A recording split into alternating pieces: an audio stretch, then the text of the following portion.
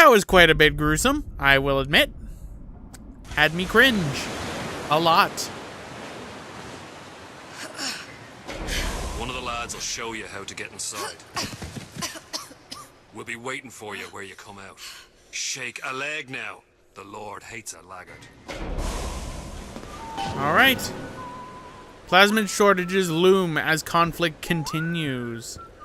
Well, you might be wondering, we're at the end of this DLC. Where's the rest of the audio diaries? Well, if you come in right here, come into the side, there's an audio diary by Frank Fontaine. Suchong, what the hell were you thinking? Drinkable plasmids? We're burning through 10 times the amount of atom compared to the injectables. And if you fail to notice, them sea slugs ain't exactly growing on trees. Switch back to the injectables and let the eggheads in marketing worry about selling it to the chumps. And seems that the launching mechanism for the drill is unreliable and unstable.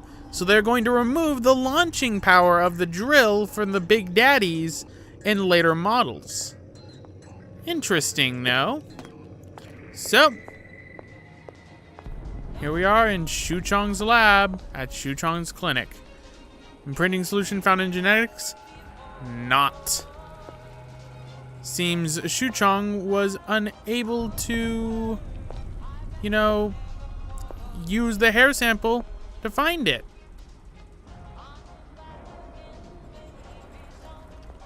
No genetic link, no goddamn causality. And looky here, the Vita Chamber. But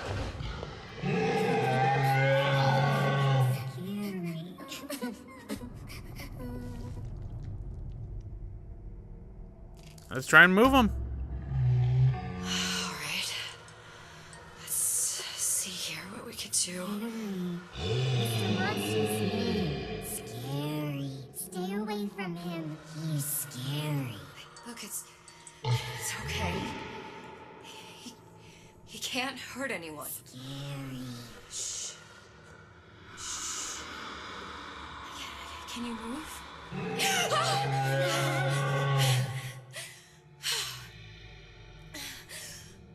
Can you just move a little bit for me? Don't. I don't know how to help you. I don't. No, he's just hurt. He just needs somebody to figure out how to fix him. Maybe there's some. I don't know.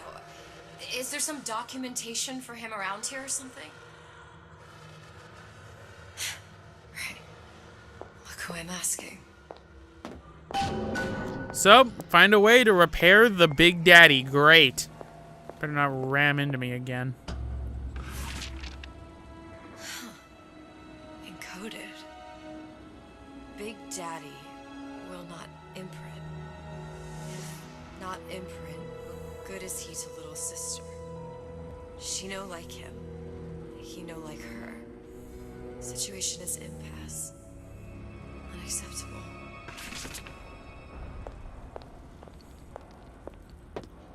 And if we come over here, If stupid beasts had half brain, they would realize they need little sister to live. Sisters secrete only kind of atom that is genetic match for them. No little sister, no Big Daddy. interesting. And with this knowledge in hand, let us head on over to the Big Daddy. Scary, scary, scary, scary. I've got to do something. And let us help the Big Daddy. Big monsters. Big monsters. It's okay. It's okay. Please. I don't know how to help him. He needs Adam. I don't have any of that.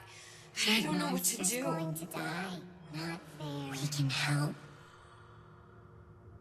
Help.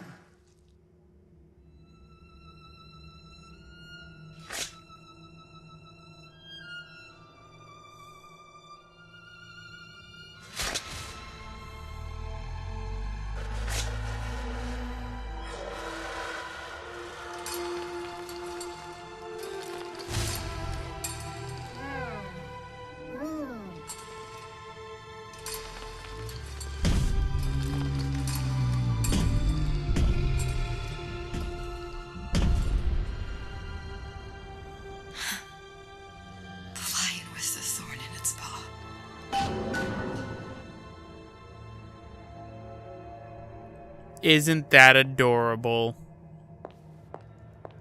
But come over this way, and we will get our final audio diary of this DLC by Yi Shuchong. We're going to play this one inside right here. And there you go. The whole story. All collectibles in BioShock Infinite and its DLCs complete. So let's listen to what Yi Shuchong was doing on July 12th, 1958. Is that your puppy? She's very pretty. Thank you, Papa Sushong. Break her neck for me. What? Break that sweet puppy's neck.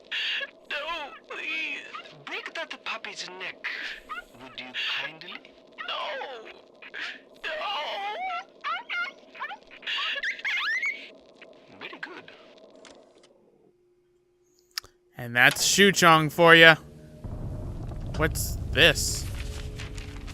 Suchong, of all the things I know this. It is in your power to be a different man. What can Ryan take from us that we have not already sacrificed at the altar of discovery? They are children, little sisters, and yes, they will forget. But you and I won't. The memories of what we have done fade only with the dimming of all lights. Tenenbaum.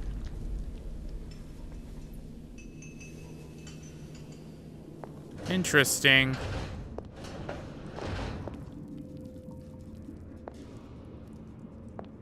Clinical trial. Protector system. Plasmodimer 255. Dr. Suchong. Client Ryan Industries. Very frustrating day. I can't seem to get the damn big daddies to imprint on the little brats.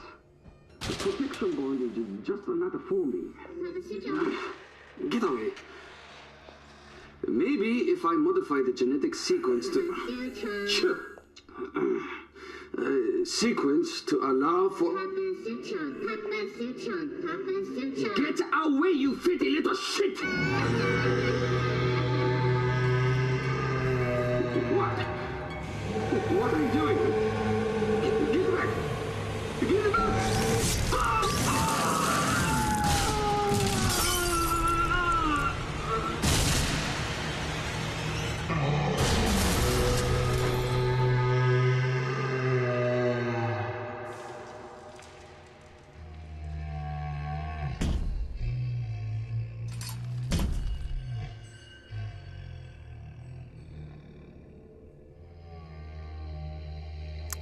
What a fitting end for such a vile man. And it comes in full circle.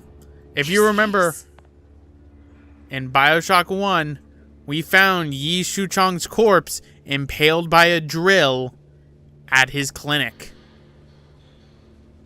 But we got what we came for. The ace in the hole.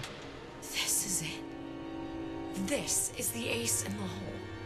All the pain and all of the death for this. So, it's time we return to Atlas and end off this DLC. Well, let's do this, I suppose.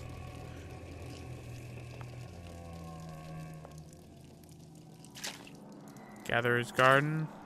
Multiple Gatherer's Gardens.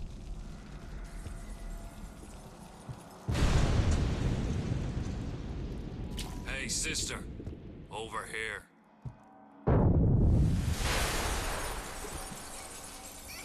Do you have it? I have it. Give it over then. I'm keen to get this brat off me hands. You know what? Andrew Ryan said I was a rube. But he was wrong. I'm not the rube, Atlas. You are. Now, we both know what happens next. Just get it over with. Well, love, if you insist.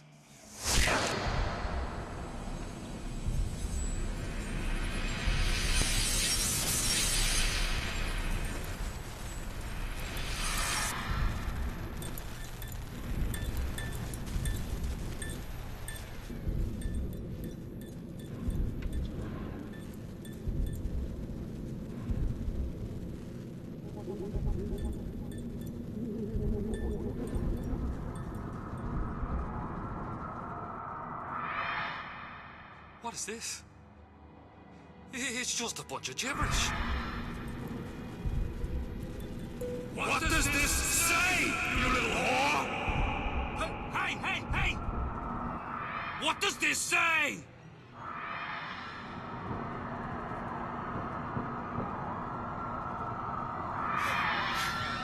It says, would you kindly?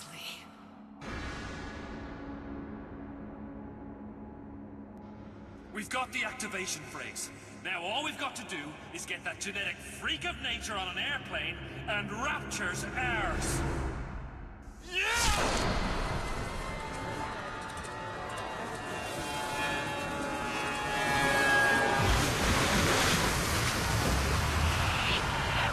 I chose Rapture.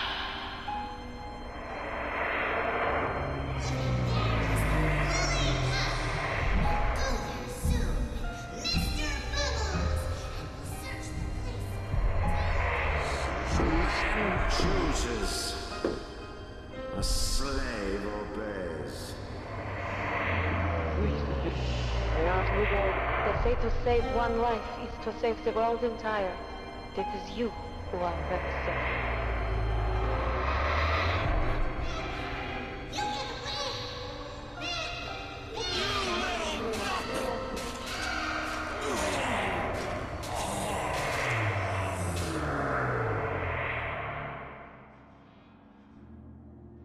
I can see all the doors. And what's behind all the doors. And behind one of them, incredibly, I see him.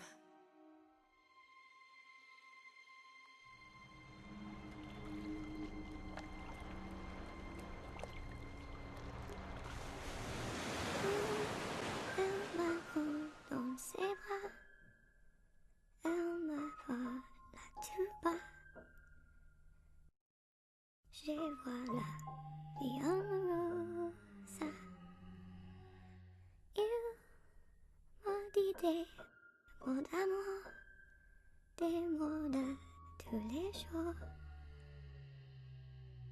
Et ça me fait quelque chose.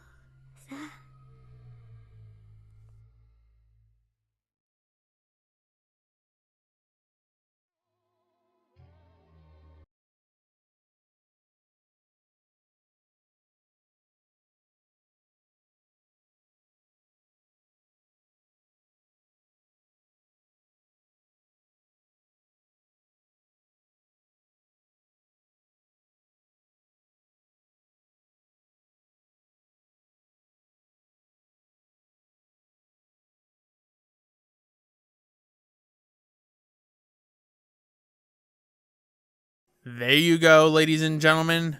Burial at Sea, episodes 1 and episode 2. Created and developed by Irrational Games and published by 2K Games. My thoughts on Burial at Sea episode 1 first. Burial at Sea episode 1 was a major disappointment for me. It was basically just BioShock Infinite more, and nothing really stood out to me. Now, if you like BioShock Infinite, you'll like Burial at Sea episode 1 because it's pretty much BioShock Infinite, just a little bit harder and inside of Rapture. But as many know, I wasn't a big fan of BioShock Infinite's gameplay choices when compared to that of BioShock 2's gameplay choices, which I think were better than BioShock 1's and better than Infinite's. If this game played more like BioShock 2's gameplay, then I think I would have been more forgiving. I will say I like that they returned the weapon wheel, because not having it in the first place was always very annoying. So I will give it points for that. So Burial at Sea episode 1 is better than the BioShock Infinite main game in terms of gameplay for me. However, in terms of length, it's way too short. I mean, you can beat it in about 3 hours, ladies and gentlemen. It's very short, and I understand they wanted to set it up for episode 2, but they could have put a little bit more stuff inside of episode 1. Something. I don't know fully what you could have done. Maybe explored the third building that was inside of Fontaine's department store, because there were 3 buildings that I saw there, and maybe we could have explored another one. Maybe we could have gotten interactions with more big daddies. Maybe we could have seen more things. I will say I did like the twist of episode 1 of it being Comstock instead of being, you know, another Booker DeWitt. But other than that, episode 1 was really kind of a disappointment to me, because it was basically just BioShock Infinite more.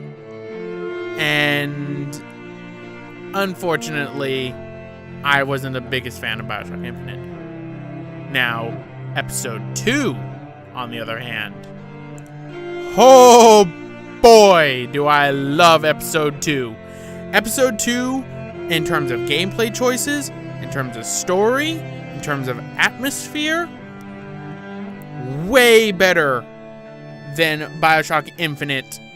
And in all honesty, if the gameplay was from episode 2 was implemented inside of the main game of BioShock Infinite, this would be my favorite BioShock game. Sound familiar?